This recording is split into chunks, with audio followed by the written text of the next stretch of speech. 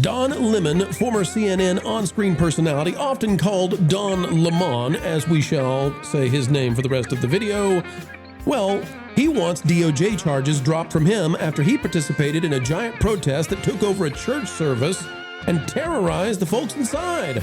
And today we'll tell you why that's a really bad idea to drop those charges, and why, if the DOJ must do so per a judge, get ready, because it will unleash a flood of more Don Lemons on all of us.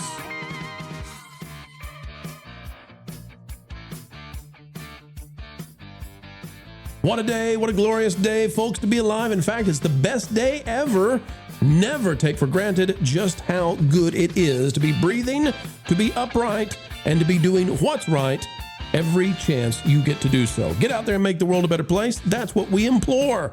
And folks, as we explore the media landscape before us, consider clicking that like button. And let's talk about Don Lemon and why a very silly story actually has great meaning, and we need to be paying attention to it right now. Poor Don Lemon. He charged into a church, got charged by the DOJ, and now he's demanding that those charges be dropped against him. Marvin Montanaro writing this for thatparkplace.com. Don Lemon demands criminal charges against him for Minnesota church protest be dismissed and blames the Orange Man's animus against him. Folks, whatever you might think of the Don, not this Don, President Donald Trump, I don't think he spends a minute thinking about Don Lemon. Don Lemon wants a federal judge to throw out the criminal charges against him stemming from an anti-ICE demonstration that disrupted a church service in Minnesota, with the former CNN anchor arguing that the prosecution is politically motivated because of President Donald Trump's longstanding dislike of him. Lemon's attorneys filed a motion seeking dismissal of the federal civil rights charges, claiming his prosecution violates the First Amendment and is the product of the President Trump's alleged animus towards the journalist. Yes, sure. The record could not be more clear, says his attorney, that Mr. Lemon, that's Lemon, has been a persistent target of President Trump's ire before the events in Minnesota. The case stems from a January 18th demonstration at City's Church in St. Paul, Minnesota, where they charged into the church, took over the church service, forced their way to the pastor, forced him to take an interview with them while they disrupted the whole service, yada, yada, yada. Lemon, however, claims he was reporting. He was not participating as they stormed the stage and forced this guy to talk to him. And there's video of them preparing the whole thing anyway. Now, you might say, well, this is a silly, frivolous kind of story, but folks, it actually has pretty big ramifications. So, Lauren, I'll go to you first on this one. The ramification is, this is the first time that I can recall that the DOJ has stepped in and really hold journalists to account on protests. And if Don Lemon gets off on this, then he can go right back to doing this kind of ambush journalism where you storm into a peaceful assembly of people and do whatever you want, terrorize the folks in there, and you can enjoin yourself to a group so long as you say, oh, I've got a journalist card.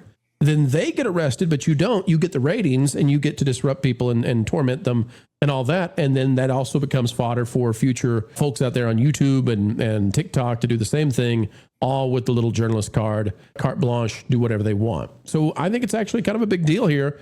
And I hope that the DOJ and the judge keep the charges up against him. Yeah, my recollection of the event may be a little spotty, so double check what I say. But as I recall, he was recording with the group that were planning this operation in a van prior to arriving at the church. Yep. They were planning to essentially infiltrate the church, to trespass, which is being involved in a criminal act. As I recall, there are also some special laws in place for places of religious worship that makes these, I think, the charges a little stronger for invading a house of worship. They refused to leave when asked. That's trespass. He broke the law. This has got nothing to do with Trump. This is them planning, carrying out a criminal act, refusing to leave the premises when asked, and terrorizing the people inside the church. So as far as I'm concerned, he can try and loop Trump into his defense. Good luck. You still broke the law, Jack.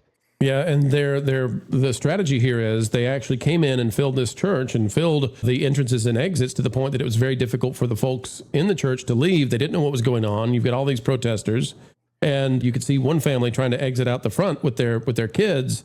They essentially hijacked the whole thing. Andy, go ahead, Lauren. One of the things that I recall, if I remember right, is that at this point he had already separated from his news organization. So he's acting independently here. He's not actually being backed as an official journalist. Yeah, well, not only did he separate from his, from the organization, but then he tried to pull a deal where he wanted to be on X and be paid for being on X. And he tried to hijack Elon Musk and force Elon Musk in private negotiations to give him a Cybertruck and all this crazy kind of stuff. And then Elon Musk was like, no, I'm not doing all that. And he blew up at Elon Musk. And anyway, Lamont is an unhinged kind of character.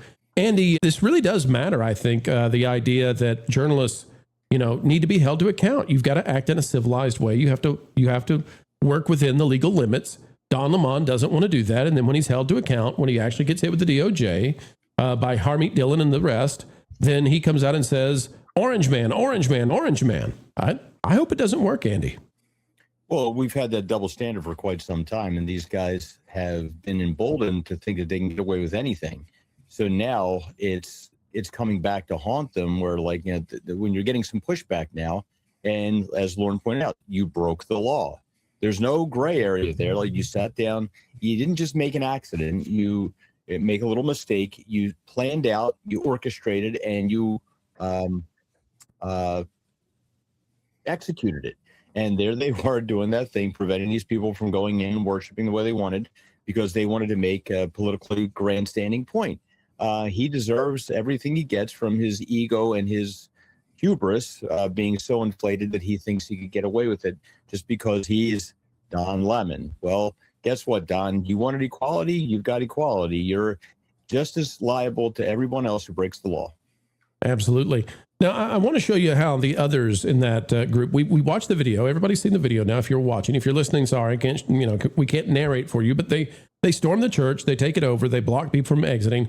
I want to show you the ones in this group who don't have journalist cards, what their defense is. Get ready for this. It's just as ludicrous. And I do want to correct something that was said in the beginning. We did not rush into that church. We actually went and sat down and participated in the service. And after the pastor prayed, that is when I stood up and asked him a question in response to his prayer. And then he responded to me. And then I proceeded to ask him about Pastor David Easterwood and how is it possible for him to serve as both the pastor and the director of ICE for Minnesota. And instead of responding to me, as soon as I said the name David Easterwood, the pastor says, shame, shame. And that is when I led us in chants, justice for Renee Good and hands up, don't shoot. So I want to clarify that. We didn't rush in, we didn't bust in. We were a part of the service until I got up and posed that question to the pastor. All right. And obviously, I'm not going to dispute your saying what happened. I'm merely describing how CNN is describing it. I obviously wasn't. She won't dispute it, Wiz. She won't dispute it. But we've seen the video, Wiz, and so that's the best they've got. The best defense they've got, for the non-journalists is, oh, well, you were just participating in the service. The reality is this was planned, orchestrated. They have the video, and they all marched in and blocked people from exits and that sort of thing. Meant to just, torment these people as they're gathered together. Of course. Can you say you're surprised at this point? I don't know. But I like the spin. I do like the spin. We're still getting a little bit more of the spin. Like it's got to continue on, despite the fact that we do have all the recording, we do have all of the evidence. This was all planned, as you said. I mean, everything she just said has been debunked, right? It's all been debunked. But I'm glad she's not going to dispute it on the air, and we're going to still entertain this individual coming on and making this a story.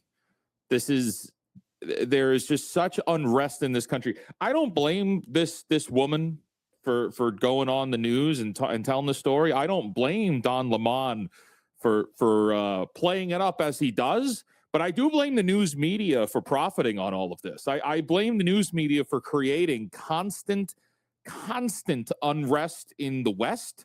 I don't even know if you could say in the United States. It's just across the board. The news media, whether it's Fox News or CNN or whatever it may be, across the spectrum, specifically and only there to make you as upset as possible. We are not talking about truths. We are not talking about facts. We are talking exclusively about feelings and how things make you feel. And their intention is to make you feel rage and unrest and unhappiness in your own country. And this is not just an American problem. This is a serious media control problem.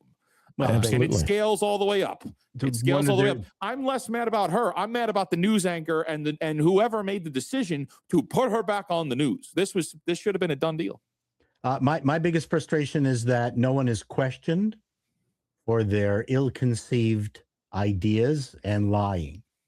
The reporters kind of just nod and there's not even, like, you don't have to press them, but there's not even a little bit of pushback. But the main piece in this entire story, no one has said anything about, and that is, did these people put anything in the collection tray, or did they all just put their thumb and did the old flick on the bottom? That's all I'm saying.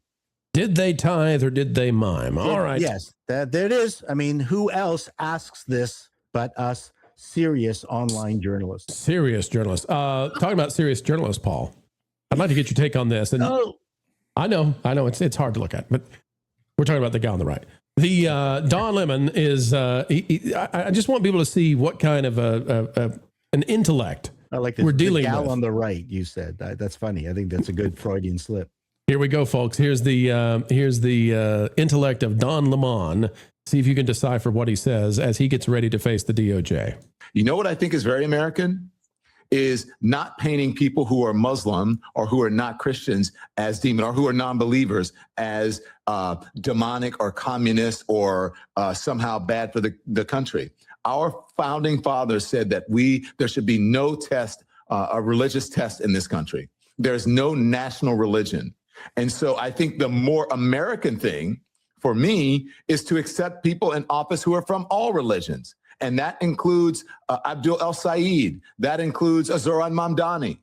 That includes an Ilhan Omar, or any of those folks. So there's nothing wrong with being Muslim. There's nothing wrong with being a Sikh. There's nothing wrong with being Baptist or Catholic or Jewish. But you seem to be demonizing the people whose religions that you want to otherize, and you're doing it on purpose. That's not very American to me.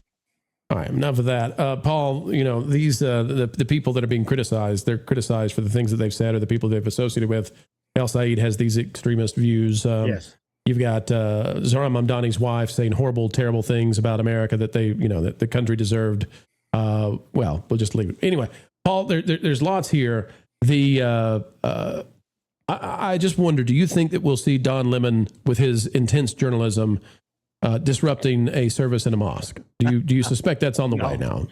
I don't think that's going to happen. I don't think he's going to be disrupting anything. He has fallen from such a high height to just, and when you were talking about Musk and X and Don, it was, I believe, Musk asked him to come on X because he still had some clout. Yep.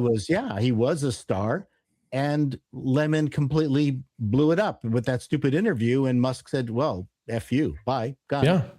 And you're not getting your Cybertruck either. No, you're not. So I don't think it was all these little tchotchkes and extras that he wanted was the problem. It was that stupid interview where he tried to show how manly he was to go up against the fellow who is giving him potentially a job on X. But I'm not going to take that lying down. I'm going to challenge this soon-to-be trillionaire and take him down a notch.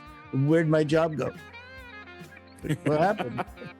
I hope he does that to the DOJ. Yeah, I didn't mean to question you like that. Sorry. Can I come back on the X, please? Please, Don, do the same to the DOJ. We're Tucker begging. Was on briefly, and he disappeared too. He immolated. They all seem to do that. Yeah, they all seem to do that eventually. Well, it's been a good time. It's been a great time, folks. It's been a groovy time, even keeping the Holly Weirds in line. We know them better than they know themselves. As we say goodbye, folks, please consider clicking that like button, drop a comment down below, and join the community dialogue today. Until the next time, we say it every time. Keep learning, keep growing, and as always, keep having fun.